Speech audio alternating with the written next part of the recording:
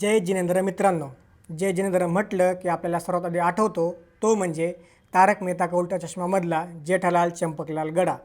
एक साधा, सरळ आणि हसमुख व्यापारी. पण सध्या पुण्याच्या राजकारणात आणि गल्लीबोळांमध्ये हेच जय जिनेंद्र एका वेगळ्याच कारणाने चर्चेत गाजतंय. जय जिनेंद्र आता एका मोठ्या राजकीय युद्धाचं आणि भ्रष्टाचाराच्या आरोपांचं प्रतीक बनलं आहे. आणि या वादाच्या केंद्रस्थानी आहेत पुण्याचे खासदार तथा केंद्रीय राज्यमंत्री मुरलीधर मोहोळ. पण या जय जिनेंद्रचा पुण्याशी आणि पुण्याच्या राजकारणाशी काय संबंध?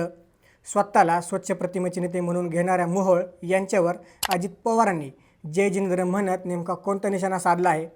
आजच्या या व्हिडिओमध्ये आपण याच जय जिनेंद्र या अजित पवारांच्या विधानाबद्दल बोलणार आहोत, ज्यानं पुण्याच्या राजकारणात भूकंप आणला आहे.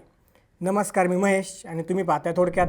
पुणे हे विद्येचं माहेरघर मानलं जातं, पण गेल्या काही वर्षांत पुण्याची ओळख बिल्डर, रिडेव्हलपमेंट आणि राजकीय नेत्यांच्या साठोलोट अशी होऊ लागली आहे. हे समजून घेण्यासाठी आपल्याला थोडं मागं जावे लागेल.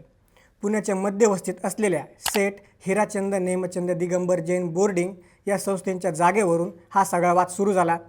ही संस्था अनेक दशकांपासून जैन समाजातील विद्यार्थ्यांसाठी आणि समाजासाठी एक महत्त्वाचं केंद्र राहिली आहे. पण या मौल्यवान जागेवर बिल्डरांची नजर पडली आणि तिथूनच हा सगळा घोटाळा सुरू झाला. या प्रकरणाचा पहिला अंक सुरू होतो जेव्हा या जैन बोर्डिंगच्या रिडेव्हलपमेंटचा व्यवहार झाला. ही जागा पुण्यातल्या एका मोठ्या बिल्डरला म्हणजेच गोखले बिल्डर्सला देण्यात आली. हा व्यवहार काही कोटींचा नव्हता, तर या जागेची बाजारपेठ किंमत आणि तिथला व्यवहार हा शेकडो कोटींच्या घरात जाणारा होता. गोखले बिल्डर्सनं ही जागा विकसित करण्याचे कंत्राट मिळवले. पण ट्विस्ट तेव्हा आला जेव्हा या व्यवहाराचा थेट संबंध पुण्याचे खासदार आणि केंद्रीय मंत्री मुरलीधर मोहोळ यांच्याशी जोडला गेला. पुण्याच्या राजकीय वर्तुळात ही चर्चा शिवरसृत आहे की मोहोळ आणि गोखले बिल्डर्स यांचा संबंध अत्यंत घनिष्ठ आहेत. केवळ मैत्रीच नाही, तर मोहोळ आणि गोखले हे व्यवसायात पार्टनर्स असल्याचे पुरावे समोर आले. एका बाजूला तुम्ही जनतेचे प्रतिनिधी आहात आणि दुसऱ्या बाजूला तुम्ही त्याच शहरातील मोठ्या बिल्डरांसोबत व्यावसायिक भागीदारी करत आहात. जेव्हा हा व्यवहार समोर आला तेव्हा पुण्यातील नागरिकांमध्ये आणि विशेषतः जैन समाजात मोठी संतापाची लाट उसळली. या प्रकरणावरून पुण्यात मोठं आंदोलन झालं. पण गंमत बघा, सत्ताधारी आघाडीत असूनही शिंदे गटाचे नेते रवींद्र धंगेकर यांसारख्या नेत्यांनी याविरोधात मोठं रान उठवलं. जैन मुनींनी तर आंदोलनाचा आणि उपोषणाचा इशारा दिला. हे प्रकरण इतकं अंगाशी येईल असं वाटलं नव्हतं. पण जेव्हा वातावरण तापलं तेव्हा मंत्री मोहोळ यांना नमतं घ्यावं लागलं. त्यांनी स्वतः जैन मुनींची भेट घेतली आणि या प्रकरणात आपलीच भूमिका स्पष्ट करण्याचा प्रयत्न करत एक प्रकारे माफीच मागितली. शेवटी तो व्यवहार रद्द करावा लागला.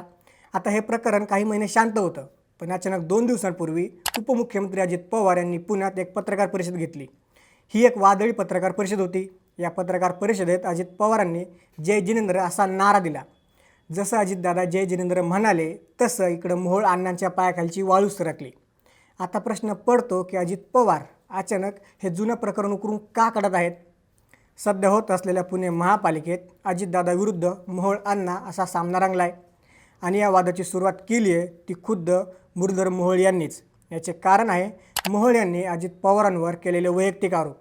अजित पवारांची पत्रकार परिषद होण्याच्या 2 दिवस आधी मोहोळ यांनी पुण्यात एक पत्रकार परिषद घेतली होती. त्यामध्ये त्यांनी अजित पवारांवर अत्यंत बोचरी टीका केली होती. मोहोळ म्हणाले होते की पुण्यात गुन्हेगारी पार्श्वभूमी असलेल्या लोकांना राष्ट्रवादी काँग्रेसकडून ताकद दिली जात आहे.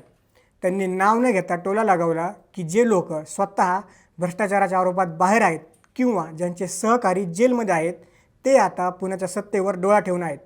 मोहोळ एवढ्यावरच थांबले नाहीत. त्यांनी पुणे शहर ही कोणाची खाजगी मालमत्ता नाही आणि इथे कोणाची दादागिरी चालणार नाही असे म्हणत थेट अजित पवारांवर टीका केली. पुण्याच्या मेट्रोचे आणि विकासाचे श्रेय घेण्यासाठी फक्त नारळ फोडण्याचे काम काही लोक करत आहेत अशी टीकाही मोहोळ यांनी केली. पण मोहोळ हे विसरले की ते ज्यांच्याशी लढत आहेत ते अजित पवार आहेत. पुण्याच्या गल्ली बोळाची खणखणीत माहिती असणारा हा खेळाडू आहे. तो सहजासहजी शांत बसणारच नाही. अजित पवारांनी आपल्या पत्रकार परिषदेत मोहोळ यांच्या आरोपांचे अक्षरशः वाबाडे काढले. त्यांनी जय जिनेंद्रचा उल्लेख करून मुरलीधर मोहोळ यांना त्यांच्या जुन्या कामाची आठवण करून दिली. अजित पवारांचा रोख स्पष्ट होता. दुसऱ्यावर भ्रष्टाचाराचा आरोप करण्यापूर्वी स्वतःच्या घरातील बिल्डर लॉबीचे आणि जैन बोर्डिंगच्या घोटाळ्याचे घबाड तपासा. या वादात आणखी एक गंभीर वळण म्हणजे गुन्हेगारीचे. मोहोळ यांनी अजित पवारांवर गुंडांना पोसल्याचा आरोप केला होता। यावर अजित पवारांनी असा बॉम्ब टाकला की संपूर्ण पुणे हादरलं। पवारांनी प्रश्न उपस्थित केला, पुण्यातील गुंड निलेश घायवळ्याला परदेशात जायला कोणी मदत केली? त्याला पासपोर्ट मिळवून देण्यासाठी कोणाचं वजन वापरलं गेलं? तो पोलिसांच्या हातावर तुरी देऊन कसा पळाला? अजित पवारांचा थेट आरोप होता की मोहोळ यांनीच निलेश घायवळला परदेशात पळायला रसद पुरवली आहे। निलेश घायवळला परदेशात पळून जाण्यास मुरलीधर मोहोळ यांनी मदत केल्याची अशा प्रकारची चर्चा दबक्या आवाजात पुण्यात होतीच। पण अजित पवारांनी थेट पत्रकार परिषदेत हा मुद्दा उचलून धरल्यानं आता मोहोळ यांची चांगलीच गुची ओली आहे। हे आरोप अत्यंत गंभीर आहेत, कारण मोहोळ यांची प्रतिमा आजवर एक स्वच्छ आणि सुसंस्कृत पुणेरी नेता अशी राहिली आहे। पण या जैन बोर्डिंग प्रकरणामुळे आणि बिल्डरांशी असलेल्या त्यांच्या सुगड संबंधामुळे ही प्रतिमा आता धुळीला मिळताना दिसत आहे।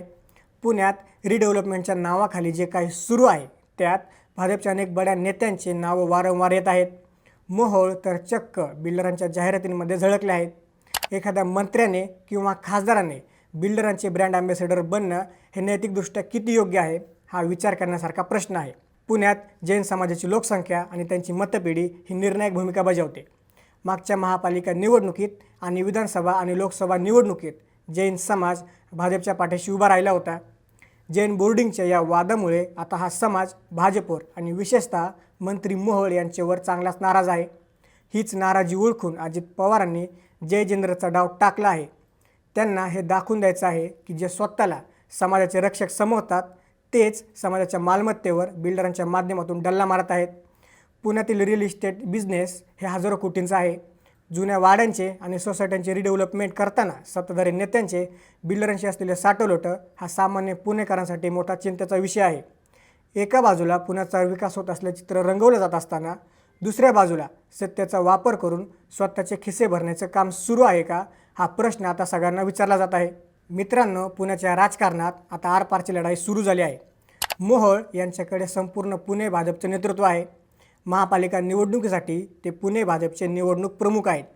एकीकडे सत्तेची ताकद आणि बिल्डरांची साथ असलेले मुरलीधर मोहोळ आहेत, तर दुसरीकडे पुण्याच्या राजकारणातील जुना जाणता खेळाडू अजित पवार आहेत।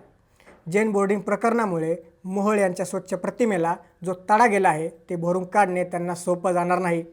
यातही अजितदादांनी जयचंद्र म्हणत या वादाला असं तोंड फोडले ज्याचं उत्तर देता देता मोहोळ यांच्या चांगलंच नाकीनऊ येणार आहे।